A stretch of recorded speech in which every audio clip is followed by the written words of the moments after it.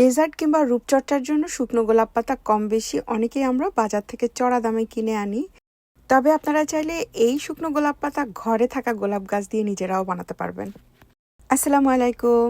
আজ আপনাদের সাথে সুন্দর একটা টিপস ভিডিও শেয়ার করছি। তো এটার জন্য অবশ্যই আপনাদেরকে সংগ্রহ করতে হবে এরকম গাঢ় গোলাপি কালারের কিছু গোলাপ ফুল। ডেজার্টের জন্য যে গোলাপ পাতাটা আমরা ব্যবহার করি সেগুলোর রং সুন্দর হলে ডেজার্ট দেখতে সুন্দর লাগবে।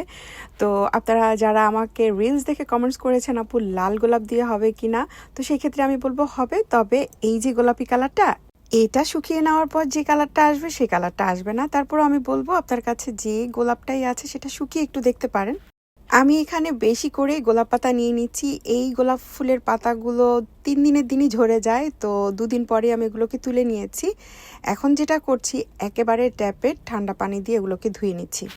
এই পাতাগুলোকে ফ্রেশ রাখার জন্য অবশ্যই আমাদের ঠান্ডা পানিটা ব্যবহার করতে হবে।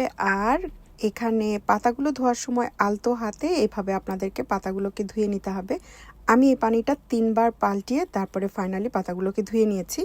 আমার নিজের বাগানের ফুল কোনো ধরনের পোকা ছিল না, তারপরও আপনারা আপনাদের বাগানের ফুল সংগ্রহ করার সময় পোকা আছে কিনা অবশ্যই সেগুলো খেয়াল রেখে নিজ দায়িত্বে কাজটা করে নেবেন।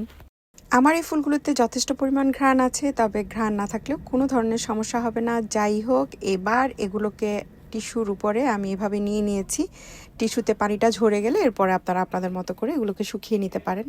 চাইলে এই পাপড়িগুলোকে ধোয়ার পর এরকম একটা কিচেন টাওয়ালের উপরেও আপনারা পানিটা শুকিয়ে নিতে পারেন। তবে যেভাবে আপনারা শুকান না কেন পাতাগুলোর উপরে যাতে প্রেশার না খায়, পাতাগুলো কচলে যাতে না যায় সেটা অবশ্যই খেয়াল রাখতে হবে। খুব বেশি টাটকা রোদে 3 ঘন্টার মধ্যেই এ পাপড়ি শুকিয়ে যায়। তারপরও আপনাদের যদি শুকানোর ব্যবস্থা না থাকে সেক্ষেত্রে আপনারা যে কোনো পাত্রের উপরে ছড়িয়ে ফ্যানের বাতাসেও রেখে দিতে পারেন, সেক্ষেত্রে সময় একটু বেশি লাগবে।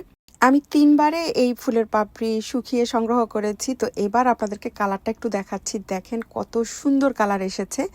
আমি আপনাদেরকে কাঁচা ফুলের উপরেও শুকনোগুলো রেখে দেখাচ্ছি। দেখেন শুকানোর পর এই কালারগুলোর পার্থক্য কেমন হয়েছে আপনারা দেখলেই বুঝতে পারবেন। আমার রিলস দেখে যারা প্রশ্ন করেছেন আপু এই ফুলই কি খাওয়া যায়, তাদের জন্য বলছি আজকাল কাঁচা গোলাপ ফুল চিবিয়ে মানুষ খাচ্ছে রূপচর্চার জন্য, বেটে মুখে দিচ্ছে, আবার এই গোলাপ ফুলের চা বানিয়েও খাচ্ছে। তো আপনারা আপনাদের মতো করে যেভাবে খুশি এই গোলাপ ফুলের পাপড়িগুলো ব্যবহার করতে পারবেন।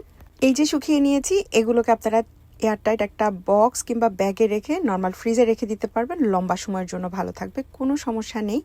আমি রূপচর্চার জন্য না, আমি ডেজার্ট ডেকোরেশনের জন্য এই ফুলের পাপড়িগুলো সংগ্রহ করেছি। আপনারা চাইলেও আমার মতো এরকম শুকনো ডেজার্টের উপরে এই ফুলের পাপড়িগুলো দিয়ে খাবারগুলো ডেকোরেশন করে নিতে পারবেন।